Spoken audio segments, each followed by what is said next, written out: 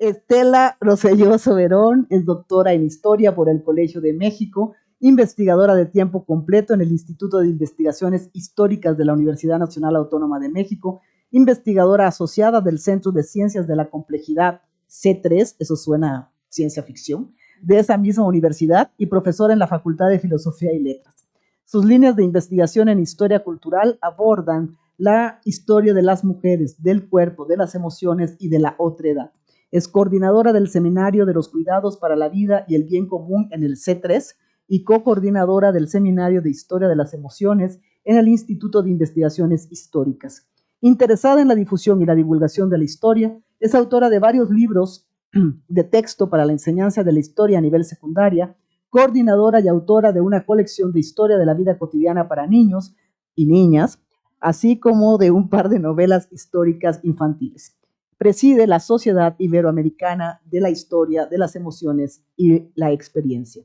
Entre sus publicaciones más recientes se encuentran Melancolía y Depresión en el Tiempo, Cuerpo, Mente y Sociedad en los Orígenes de una Enfermedad Emocional y Enfermar y Curar, Historias Cotidianas de Cuerpos e Identidades Femeninas en la Nueva España. Actualmente tiene especial compromiso con impulsar la agenda de los cuidados del medio ambiente, la paz, la dignidad humana, la salud mental y emocional, y hoy está con nosotras para platicarnos de estas cuestiones. Muchas gracias, querida Estela. Yo añado nada más un pequeño detalle que nos enorgullece también, y es que Estela forma parte de nuestra comisión dictaminadora externa en el instituto. Fue recientemente nombrada y nos llena de orgullo tenerte. Al contrario, muchísimas gracias a ustedes por su generosidad y por su cariño y amistad que me honran muchísimo. Y para mí siempre es un gusto estar aquí en el Instituto Mora y en este auditorio que siempre me impone mucho. Quiero aclarar que no estoy contagiosa, porque es horrible que alguien te tosa encima y te diga, ay, perdón, es solo alergia. No, les prometo que en mi caso no estoy contagiosa. Me ahogo un poco de repente, espero que no me pase, pero bueno, voy a empezar y de veras con mucho agradecimiento y bueno, muy contenta de poder compartir algunas cosas que muchos de ustedes ya saben desde hace mucho tiempo. Pero, ¿cómo puedo pasarla? O sea, yo tengo que avisar. Bueno, yo hago así y la pasas. Gracias, Ilse. Ok, bueno. El pasado 14 de julio, la Organización Mundial de la Salud publicó en su página en línea un urgente llamado global en medio de los muchos problemas y situaciones difíciles que aquejan a nuestras lastimadas y confundidas sociedades de fin de siglo. Los autores de la nota, entre los que se encontraba el secretario general del organismo internacional, señalaban lo siguiente, voy a citar.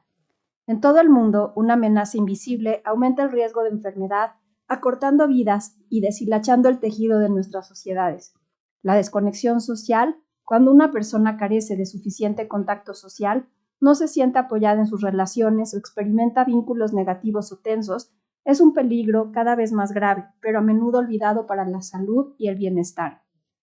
Existen varias formas de desconexión social, entre las que se encuentran la soledad, la alienación y el aislamiento. Cierro la cita. De acuerdo con el informe de la OMS, hoy 1 de cada 6 personas en el mundo afirma sentirse sola. Además, esto se vuelve aún peor entre los adolescentes y los adultos jóvenes, muy especialmente entre los que viven en el sur global. La preocupación de la OMS en este problema que hoy califica como una epidemia global se debe a que, en palabras de los expertos, cito, la soledad no solo es un estado emocional, sino que además es una condición letal. Cierro la cita.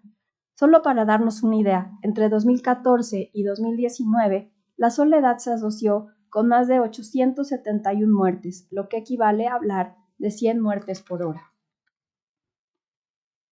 Es importante aclarar que durante siglos, en muchas culturas y regiones del mundo, la soledad voluntaria se ha vivido como una emoción no solamente gozosa, sino absolutamente necesaria para el desarrollo personal, intelectual y espiritual de la persona. Sin duda, el placer de estar solo o sola cuando se trata de una elección y de un estado por el que se opta de manera consciente y libre, es un sentimiento que puede brindar fuertes emociones de satisfacción, fuerza y paz interior. En el caso de la cultura occidental moderna, la soledad voluntaria ha sido un componente indispensable para la construcción del diálogo con el yo interior, para habilitar la capacidad de introspección, desarrollar el autoconocimiento y, por ende, el cuidado de sí y el florecimiento del sujeto íntegro en plenitud. Sin embargo, la OMS no se refiere a este estado emocional dichoso, componente esencial para vivir y disfrutar de una individualidad responsable y plena. La soledad que preocupa a la Organización Mundial de la Salud es aquella que resulta de muchas dinámicas propias de nuestra era, una época en transición histórica que enfrenta retos, desafíos y problemas que requieren atención urgente para poder pensar en su solución. La soledad que duele y mata es aquella que es producto del abandono en que han quedado las personas a quienes los estados neoliberales, populistas y de derecha primero y las personas después han dado la espalda en aras de promover a veces un individualismo exacerbado y egoísta y otras el odio, la xenofobia y el desprecio a la otredad y a las diferencias. Las guerras incesantes, la necesidad de desplazarse de un territorio a otro en busca de mejores oportunidades de vida, la pobreza y la desigualdad, así como los desastres del cambio climático, han generado una atmósfera emocional de miedo, enojo, tristeza, apatía, inseguridad, que muchas veces ha obligado a las personas a ver solamente por sí mismas, que las ha orillado a poner sobre todas las cosas a su propia supervivencia y que les ha imposibilitado mirar a aquellos que a su alrededor comparten exactamente su misma vulnerabilidad.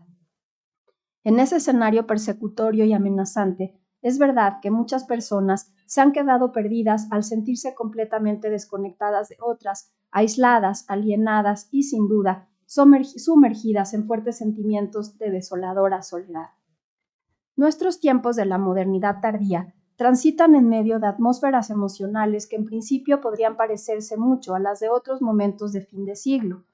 No cabe duda de que el miedo, la confusión, la incertidumbre fueron emociones presentes a fines del siglo V o fines del siglo XVI, principios del siglo XVI. Sin embargo, cuando uno se detiene a analizar con mayor profundidad qué y cómo nos sentimos actualmente, existen ciertas características que parecerían más bien únicas y muy propias del momento histórico en que vivimos. Como he señalado en otros momentos, son al menos dos los elementos que hacen de nuestro universo emocional y sensible contemporáneo un universo particular. Por un lado, la velocidad increíble a la que suceden las emociones que se suceden, las emociones que sentimos a cada instante y que en segundos pasan de vivirse como miedo y angustia a convertirse en perplejidad y sorpresa, que surgen como enojo e indignación y terminan experimentándose como tristeza, banalización o desesperanza. Por lo demás, hay otro elemento importante que hace falta mencionar cuando nos detenemos a pensar en el universo de emociones, afectos, sentimientos y sensaciones que forman parte de nuestra cotidianidad de fin de época. La falta de categorías éticas y epistemológicas claras para ordenar y orientar nuestra existencia en un mundo cambiante y en transformación, en donde nuestras antiguas categorías ya no son suficientes para significar, interpretar y dar sentido a las realidades que nos rodean, al ser muchas de ellas inéditas y no tener precedentes. Las dos características anteriores generan cuando menos confusión, más aún cuando todo se experimenta en gran medida en esa nueva dimensión de la realidad humana que nos ha despojado de nuestros cuerpos. Esa nueva realidad en la que navegamos todos los días y que no es otra que la de la virtualidad, las redes sociales y la inteligencia artificial.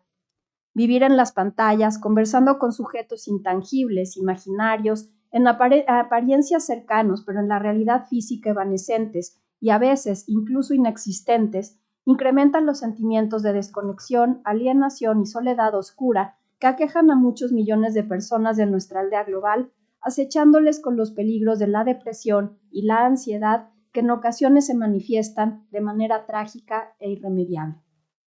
La imposibilidad de pausar, de mirarnos, de escucharnos y de acompañarnos, o para decirlo con todas sus letras, para cuidarnos unos a otros y a otras, nos ha dejado en una situación de tremendo pesar y aflicción. Es allí donde las y los historiadores de las emociones y de la experiencia tendríamos que asumir una nueva responsabilidad social para comprometernos moralmente con la posibilidad de poner nuestro trabajo de investigación al servicio de las sociedades contemporáneas. Es decir, hacer de nuestro trabajo de investigación una labor relevante para el presente, una actividad profesional que ofrezca conocimientos y saberes útiles, significativos, interesantes, que te hagan posible la reflexión significativa y que ofrezcan herramientas para, en palabras de Peter Burke, construir nuevos horizontes de esperanza. Preguntarnos por el origen de estos sentimientos de soledad, alienación y desconexión que reinan en nuestras sociedades contemporáneas podría ser un buen inicio para asumir dicho compromiso. A decir verdad, este llamado al compromiso social de los historiadores de las emociones y la experiencia no es novedoso. Por el contrario, podría pensarse que está en el origen mismo de su quehacer y de su oficio. Como seguramente todas y todos recordarán, fue Lucien Febvre quien en 1941 levantó por primera vez la voz para señalar la importancia que tendría hacer historias de las experiencias sensibles y emocionales del pasado. En su hoy muy citado artículo La historia y las sensibilidades, cómo reconstruir la vida afectiva de otros tiempos, el historiador francés exhortó a abandonar la historia de las instituciones fría e impersonal para buscar otro tipo de explicaciones históricas que entablaran un diálogo entre la historia y la sensibilidad a partir de la utilización de la imaginación intuitiva, una herramienta que desde entonces y hasta nuestros días se ha convertido en piedra angular de la metodología necesaria para interpretar y reconstruir el significado que han tenido los sentimientos en otras sociedades y en otros tiempos. Seguramente, la preocupación del historiador de la Escuela de los Anales por desentrañar y comprender el significado de las emociones y los afectos y la importancia que estos han tenido en el drama de las civilizaciones humanas en el pasado no era una casualidad. Tal como señala la historiadora Caroline Merchant, cada época plantea y crea sus propios problemas históricos y seguramente para Febvre reparar en cómo se habían vivido en otros tiempos el odio, el miedo, la crueldad, pero también el amor, la compasión y la solidaridad en medio de los horrores de la Segunda Guerra Mundial resultaba, como tendría que resultar hoy para nosotros, una obligación moral. A más de 60 años de aquel llamado, e inspirada en los trabajos pioneros de Norbert Elias y de Johann Huizinga, la nueva historia de las emociones, imaginada por primera vez por el autor del problema de la incredulidad en el siglo XVI, habría de convertirse en uno de los campos de la historia cultural más importantes, novedosos y sugerentes del nuevo milenio. También en uno de los campos de la historia más prometedores cuando se piensa en hacer de nuestros saberes históricos haceres políticos, útiles para transformar nuestra realidad en aras de construir un mundo mejor, o al menos en aras de intentarlo, de no darnos por vencidas y por vencidos, y de no renunciar a la posibilidad de imaginar nuevas esperanzas. A decir verdad, como he intentado explicar en algunos trabajos ya publicados, el interés de los pensadores occidentales en comprender el origen, el significado y la importancia de las emociones y de la experiencia sensible en la vida humana no era una novedad de los años 40 del siglo pasado. Ya desde la antigüedad grecolatina, filósofos como Platón, Aristóteles, Séneca, Cicerón e historiadores como Plutarco o Tucídides hicieron del tema de las emociones uno de los ejes de sus reflexiones y preocupaciones más constantes. A partir de entonces,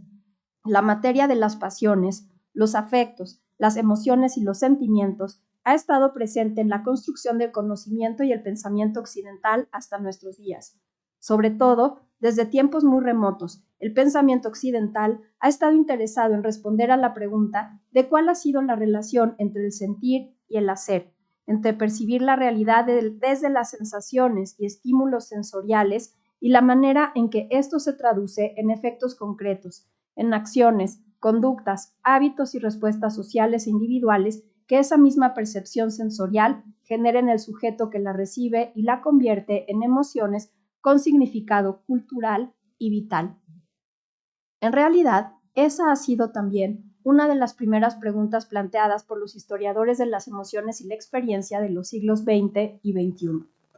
Para seguir el argumento, vale la pena recordar cómo se definía el concepto de emoción en el diccionario de autoridades editado en Madrid en 1732, y voy a citarlo: de emoción, acción o pasión en virtud de la cual una cosa se mueve por sí o es movida por otra. Metafóricamente significa la alteración del ánimo que se inclina a alguna especie a que le han persuadido. Cierro la cita. También es interesante recordar lo que dijera el pintor Charles Le Brun en 1698 en un discurso dirigido a la Academia Francesa de Pintura y Escultura, en el que señaló, cito, que la expresión del cuerpo marca los movimientos del alma y deja ver los efectos visibles de la pasión, ya que aquello que genera pasión en el alma genera alguna acción en el cuerpo. Cierro la cita. Efectivamente, para el imaginario barroco europeo, las pasiones se entendían como movimientos del alma que afectaban directamente al cuerpo. A decir verdad, los teólogos y médicos, filósofos,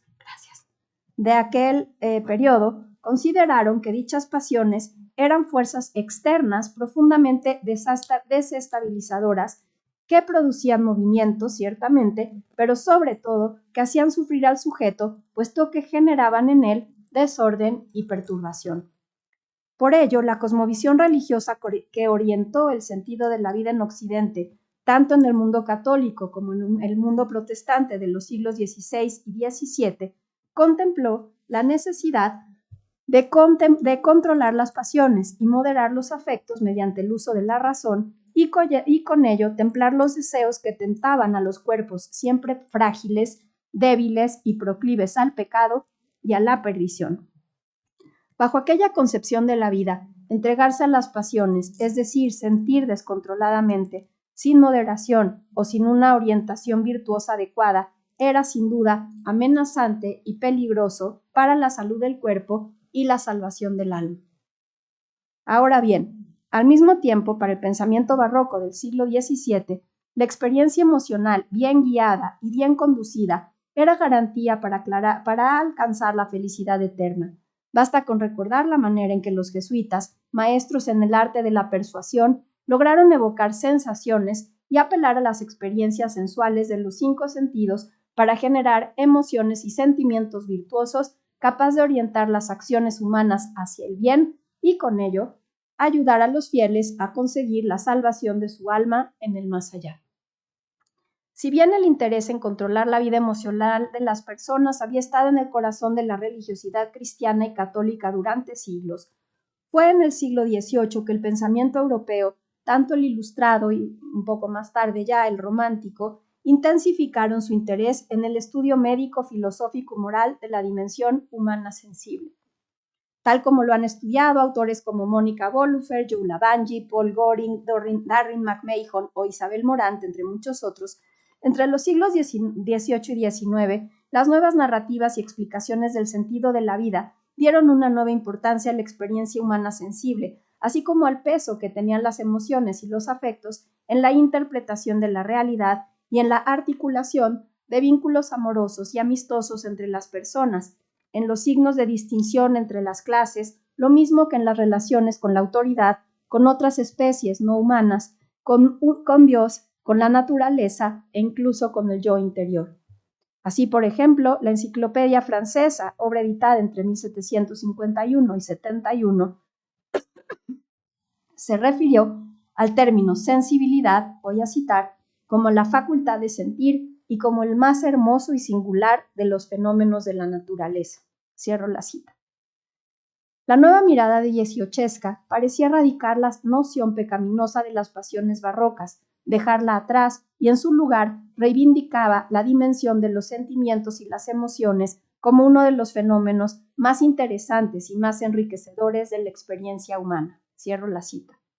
La admiración por la experiencia sensible y emocional del siglo XVIII fue compartida por muchos filósofos, escritores y pensadores ilustrados como Diderot y otros médicos vitalistas, quienes, por ejemplo, definieron a la sensibilidad como aquella facultad que llamaba la vida y se oponía a la muerte.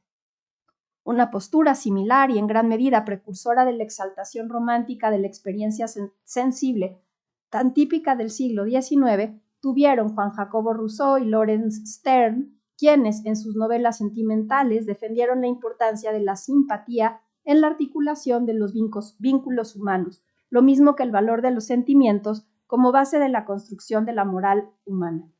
En realidad, la reivindicación que hicieron muchos médicos, filósofos y escritores dieciochescos de la experiencia sentimental no apareció obviamente de la nada. Ya desde el siglo XVII, John Locke había planteado la importancia de reparar en la experiencia de los sentidos y de las emociones para comprender los procesos de construcción de conocimiento y el funcionamiento del entendimiento humano. Años más tarde, David Hume y Adam Smith habrían de profundizar en la importancia de la experiencia sensible como parte esencial en el proceso de percibir, conocer e interpretar el mundo. Si bien el racionalismo cartesiano del siglo XVII escindió al ser humano y lo explicó como una entidad dual en la que las dimensiones del cuerpo y de la mente vivían de manera absolutamente separadas, muchos médicos, filósofos y teólogos de la Ilustración francesa e inglesa insistieron en la necesidad de volver a unir ambas dimensiones de la persona para comprender el origen del conocimiento, los mecanismos de la percepción y la traducción del mundo, lo mismo que la naturaleza de la moral entre los hombres. Bajo aquella nueva óptica occidental, pensamiento y emoción volvieron a estar unidos y volvieron a constituir la esencia de aquello que podía hacer pensar en una experiencia humana común, universal. La constitución de la persona como esa unidad indivisible entre cuerpo y alma era el único supuesto compartido por todo ser humano en cualquier lugar del mundo y época de la historia. A decir verdad, los historiadores culturales del siglo XXI interesados en la historia, las emociones y la experiencia somos herederos de ese deseo de reconocer la unidad inseparable entre mente, cuerpo y alma en la vida humana. Esto porque la manera en que los seres humanos hemos experimentado la realidad sensible, le han dado sentido y significado, solo se puede explicar a partir de una perspectiva similar, es decir, a partir de la construcción de explicaciones que abandonen la lógica binaria del racionalismo cartesiano y que en su lugar busquen la integración y la unidad de la experiencia humana como un todo que involucra mente, alma y cuerpo de manera inseparable. Durante mucho tiempo, las emociones quedaron fuera del interés de la historia. Tuvo que pasar mucho tiempo para que los historiadores culturales, retomando muchos de los presupuestos de la antropología cultural, insistieran en que las emociones son construcciones históricas y culturales que se llenan de significados distintos de acuerdo con los grupos o las comunidades que las experimentan. Hoy, gracias a la historia de las emociones, existen nuevas investigaciones que permiten explicar, entre muchas otras cosas, los vocabularios con que se nombraron ciertos tipos de vínculos afectivos, diferentes discursos para construir ciertos dispositivos y normas para sentir de una manera y no de otra, el uso de las emociones en los regímenes políticos, así como la construcción y significación de muchas identidades nacionales, de género o religiosas vinculadas con ciertos tipos de sensibilidad y experiencias emocionales. En la actualidad, el estudio de los universos sensibles, de las atmósferas y paisajes emocionales, así como de las materialidades significadas a partir de su relación con la experiencia de los afectos, da oportunidad de explicar la manera en que las personas de otras sociedades y otras épocas tradujeron la realidad que les rodeaba, la representaron, se vincularon con ella e hicieron juicios de valor sobre su significado ético y moral. Las investigaciones que centran su atención en esta dimensión, desde la historia, hacen énfasis en el cambio y la transformación de las emociones a lo largo del tiempo, como estas no son realidades estáticas, sino que obedecen a los consensos culturales, sociales e históricos que cambian de acuerdo con el sentido común de cada época, comunidad y comunidad emocional. El primer antropólogo en hablar del concepto de sensibilidad como una construcción cultural fue Clifford Geertz, quien en su libro Local Knowledge, Further Essays in Interpretative Anthropology explicó que lo que distinguía a unas personas de otras era la diferencia en la estructura de percepción sensible y en los valores que daban significado y sentido a la vida y a la realidad. Para Geertz, las sensibilidades culturales forman parte de lo que él mismo definió como el sentido común de una época, es decir, forman parte de esos presupuestos aparentemente obvios, incuestionables, que ordenan la realidad y la vida y la hacen comprensibles para todas aquellas personas que comparten ese mismo sentido común. El interés de Gertz en estudiar las sensibilidades desde una perspectiva antropológica y cultural fue compartido también por otros sociólogos y antropólogos de la década de los años 80, como fueron Catherine Lutz, Jeffrey White y Michelle Rosaldo, quienes fueron pioneros en el estudio de las emociones desde las ciencias sociales. Los historiadores culturales interesados en los universos sensibles abrevaron sin duda ante muchos de sus postulados teóricos y metodológicos, pero poco a poco los historiadores culturales interesados en esta dimensión de la vida humana no solamente incorporaron los presupuestos de la sociología y la antropología para realizar sus investigaciones, sino que además recuperaron muchas preguntas, herramientas metodológicas y preocupaciones propias sobre todo de la historia de la vida cotidiana y de la historia de las mentalidades, si bien les dieron un nuevo giro y una nueva perspectiva interpretativa. Ahora bien, es importante señalar que hacer historia de las emociones no es lo mismo que hacer historia de las mentalidades. Las sensibilidades de una época no son sinónimo de las ideologías o las cosmovisiones de un periodo histórico. En realidad, si algo diferencia a la historia de las emociones de la de las mentalidades, es el interés de la primera en rastrear las prácticas, relaciones, vínculos, hábitos y conductas que se originan como efecto de la experiencia emocional. Pero además, la historia de las emociones siempre incluye al cuerpo, lo involucra y lo evoca. Esto último es uno de los elementos de interpretación que también la distingue de la historia de la vida cotidiana. Esto porque aunque la experiencia emocional siempre se vincula con el sentido de cotidianidad de una sociedad y se expresa en los cuerpos y en las reacciones sensoriales y sensuales que estos reciben a partir de acciones como son comer, vestirse o habitar los espacios, la historia de las emociones pone especial énfasis en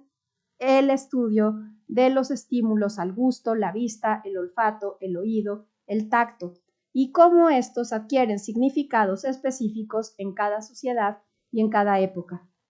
Pero además, mientras que la historia de la vida cotidiana se concentra en rastrear y reconstruir hábitos, costumbres, objetos, la cultura material de distintos momentos, sin enfocarse tanto en la dimensión corporal y sensorial, los significados, o más bien la historia de las emociones, sí busca reconstruir qué significaron las emociones que rodearon a dichas expresiones culturales en la cotidianidad de cada momento histórico. En ese sentido, son muy interesantes las propuestas que hacen Joe de estudiar las emociones como práctica.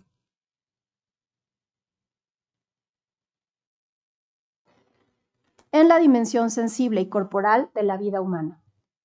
Para la primera, los historiadores de las emociones no pueden pensar en ellas como estados anímicos que solamente existen dentro del yo interior de las personas. En su lugar, la historiadora británica propone, más bien, estudiar las emociones como fuerzas motoras que producen prácticas cotidianas. En ese mismo sentido, Lavangi sostiene que las emociones son experiencias subjetivas que no solo se viven internamente, sino que en efecto generan vínculos y relaciones sociales y culturales entre las personas y las cosas que las rodean. Y los trabajos de Joe son muy bonitos en ese sentido, porque además también hablan de cómo las cosas también tienen efectos sobre las personas y las personas sobre las cosas, o sea, como una relación de ahí reciprocidad.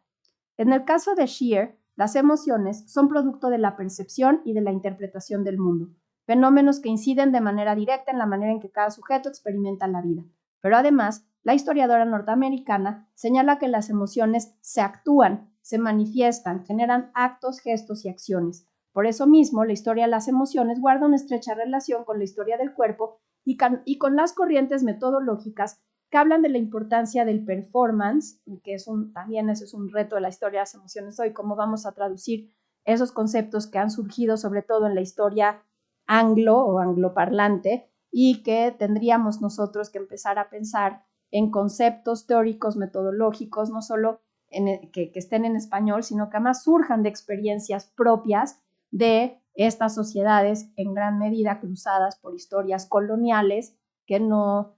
son comprendidas en esa academia que no vivió esas mismas realidades coloniales, ¿no? Entonces eso me parece muy importante, pero bueno, sí hay una relación entre la historia de las prácticas y las emociones y la historia de la performance o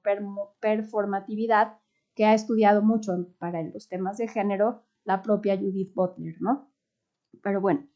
esto significa que la historia de las emociones está también vinculada con este concepto de la experiencia emocional encarnada. Y uno de los primeros retos del investigador interesado en esta perspectiva es poner atención en eso que Sara Ahmed ha descrito como la circulación de las emociones dentro de los cuerpos de los sujetos históricos, así como analizar los efectos que tienen esas emociones que se pegan a los cuerpos. A mí ese concepto de Ahmed me encanta y es como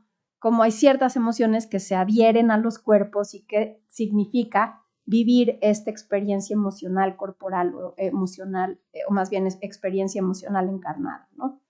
Esto obviamente tiene efectos en nuestras prácticas cotidianas, en las relaciones con el poder, en los vínculos entre seres vivientes y en la forma en que los seres humanos se han orientado en el espacio a partir de los lazos que pueden establecer con ellos mismos y con las cosas que les rodean. Vale la pena señalar cómo la historia, las emociones y la experiencia plantean problemas que contemplan las tensiones entre el individuo y la comunidad, entre el sujeto y la sociedad, entre la naturaleza y la cultura, e insiste en la posibilidad de múltiples sensibilidades coexistentes en un mismo tiempo y espacio, lo cual puede generar choques, ruptura de tejidos sociales y situaciones en las que reinan la ambivalencia y la contradicción. A diferencia de la historia de las mentalidades, que hablaba de epistemes hegemónicas para cada época, la historia de las emociones siempre contempla la importancia de la subjetividad e insiste en reconstruir las contradicciones que pueden existir entre un sujeto o un individuo y la trama cultural y social en la que éste se mueve. En ese sentido, los historiadores de las emociones rescatan ideas de historiadores como Natalie Simon Davis o Juan Pedro Viqueira, quienes muchas veces insistieron en la importancia de hacer historia a partir del juego que se establece entre la libertad de los sujetos y las condiciones de posibilidad que ofrecen los contextos culturales en los que estos sujetos se mueven. Como todo campo de conocimiento en construcción, la historia de las emociones ha ido evolucionando con el tiempo, desde su surgimiento y hasta nuestros días. Así, las investigaciones más recientes han incorporado nuevos conceptos e ideas muy sugerentes para enriquecer y complejizar esta forma de abordaje teórico-metodológico. De esta manera, las investigaciones más recientes de algunos de los historiadores más comprometidos con esta corriente historiográfica, como son Javier Moscoso y Rob Bodies, interesados siempre en la relación entre emociones, cuerpos y sentidos, han insistido en la importancia de explicar dicha relación desde el concepto de experiencia vivida o experiencia encarnada, y evidentemente inspirados en los trabajos del filósofo Maurice Merleau-Ponty y también del antropólogo Victor Turner.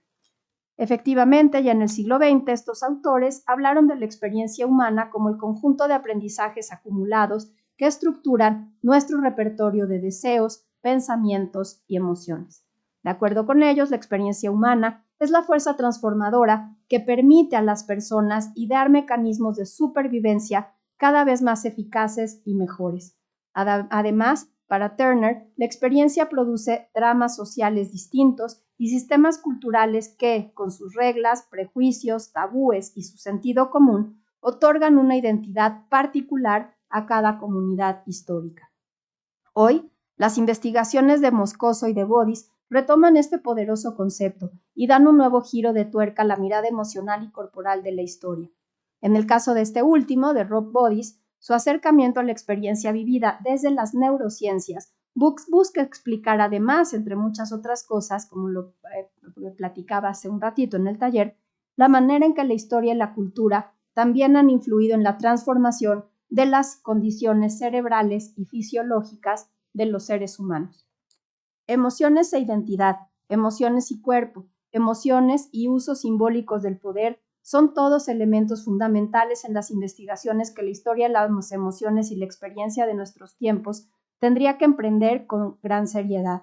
Para hacerlo, quisiera insistir en la importancia de hacer uso de ciertas herramientas teóricas y metodológicas que me parecen centrales para este quehacer del oficio de historiar en clave emocional y experiencial. En primer lugar, y aquí retomo entre otros los presupuestos de Ilan Jablonka, los historiadores de las emociones y la experiencia deben partir del reconocimiento del peso de su propia subjetividad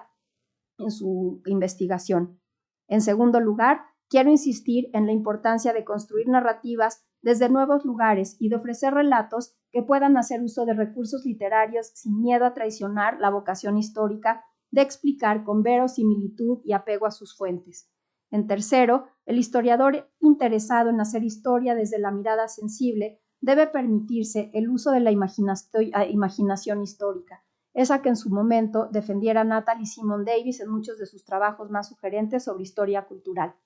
Por último, las metodologías de la historia, las emociones y la experiencia deben contemplar siempre la transdisciplina, es decir, la disposición histórica a entablar un diálogo e intercambio epistémico con otras disciplinas como son la antropología, la sociología, las ciencias políticas, la literatura, filosofía, lingüística, medicina, biología. Solo a partir de la construcción de un conocimiento integral transdisciplinario es que los y las historiadoras de las emociones y la experiencia podrán dar cuenta de explicaciones, hipótesis y reflexiones que sean realmente relevantes para comprender la complejidad de la experiencia humana y su evolución a lo largo del tiempo. Para concluir, una de las preguntas más frecuentes cuando se emprende el camino emocional del oficio de historiar es el de cómo leer las fuentes y cómo usar las fuentes o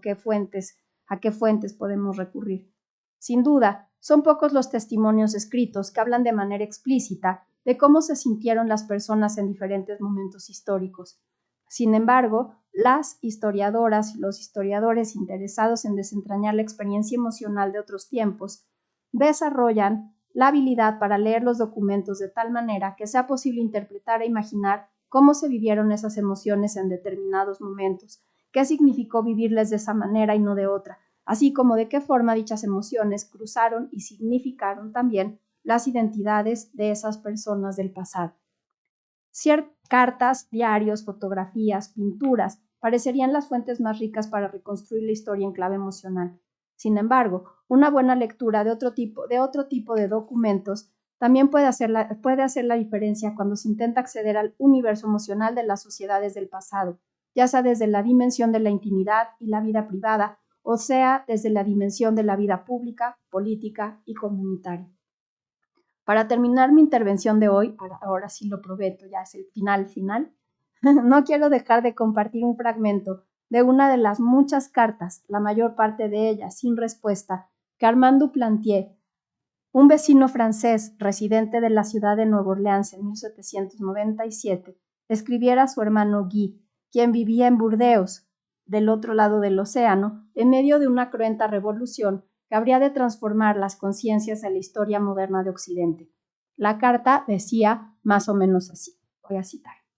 Recibí, querido amigo, tus 2 cartas. Además, hoy es el Día de los Hermanos, por cierto, entonces está muy bien. Recibí, querido amigo, tus 2 cartas. Veo con enorme placer que todos ustedes están gozando de buena salud y que afortunadamente han logrado escapar de la terrible revolución que victimizó a tanta gente honesta. Me enteré de todo ello con gran placer. Tenía la más grande preocupación y si no hubiera recibido tus noticias, estaba decidido a ir a esta primavera, sin importar el riesgo que pudiera correr, para buscarlos yo mismo. Lamento tanto no haber tenido los medios para mandarte a mis 2 hijos para que los criaras tú. No tenemos muchas escuelas aquí. Esas que Norteamérica nos ha ofrecido son muy pequeñas. Muchas personas han mandado a sus hijos a estudiar a ellas, pero están muy descontentas y se han visto obligadas a traerlos de regreso con ellas. Están absolutamente solos. Cuando uno no tiene a quien recomendarles, se les trata sin ningún cuidado. Mi esposa, como yo, sabe que no podemos hacerlo, puesto que no tenemos a nadie a quien encargarlos. El año que murió nuestro tío, ella y yo habíamos decidido mandarte a nuestro hijo mayor. No te puedo explicar el dolor que sentí y lo mucho que me costó convencerla de ello, pero ambos comprendimos que sería lo mejor para él. 4 días